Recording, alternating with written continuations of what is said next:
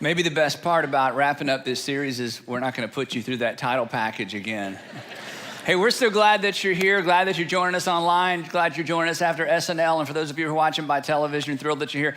You're coming in on the end of a series. If somebody just invited you to church or this is your first time to tune in, the good news is if you'll go to this website, all 4 of these messages can be found here, along with some questions you can download. If you're in a small group and you're doing a curriculum right now and you're thinking, gosh, I really wish we could process the Breathing Room series together. The messages will be up there for a long, long time for absolutely free. You can download the questions and talk about those in your small group because this is something we all wrestle with. But if this is your first time, let me go ahead and define what we're talking about. Breathing room is the space between our current pace and our limits.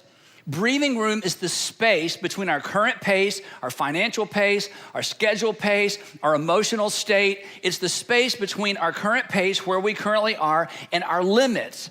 And for too many people, there's not enough space. There's not enough breathing room. We live life right on the limit. We live at the limit financially. We live at the limit in terms of our scheduling. We live at the limit emotionally. And consequently, there's no breathing room. And what we've said throughout this series is life is better with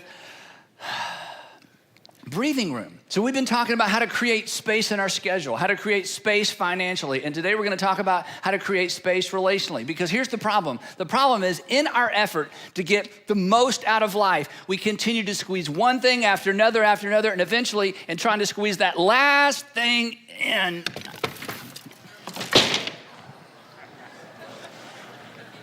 that happens.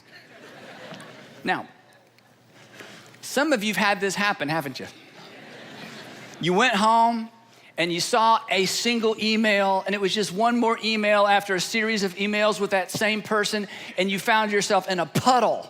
And somebody walked in and said, oh, it was that last bump. It was that last bit of bad news. It was that last envelope that came in the mail, and suddenly that was the end for you.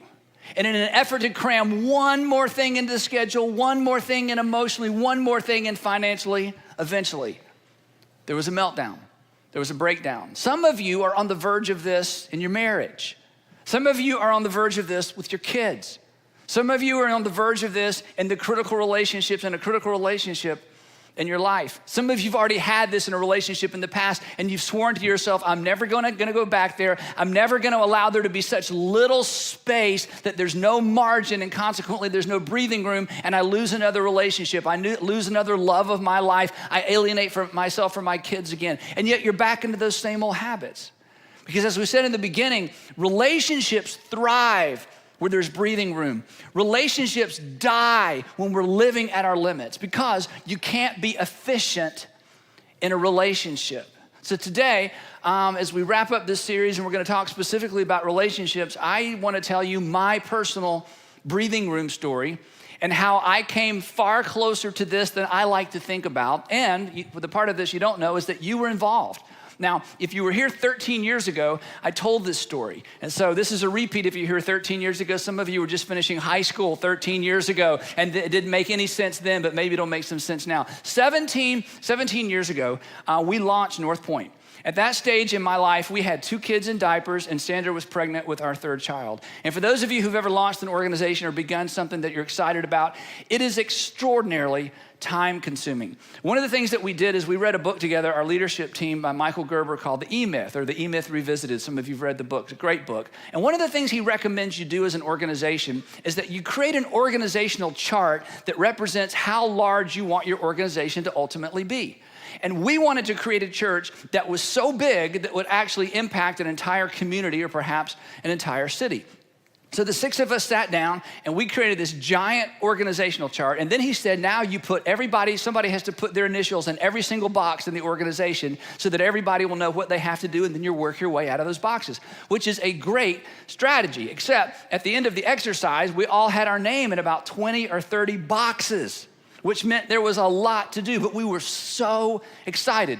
Meanwhile, I got 2 kids kind of waddling around as toddlers and a pregnant wife who I love dearly. And without much time going by, it suddenly dawned on me that there just wasn't gonna be enough time. There just wasn't enough time.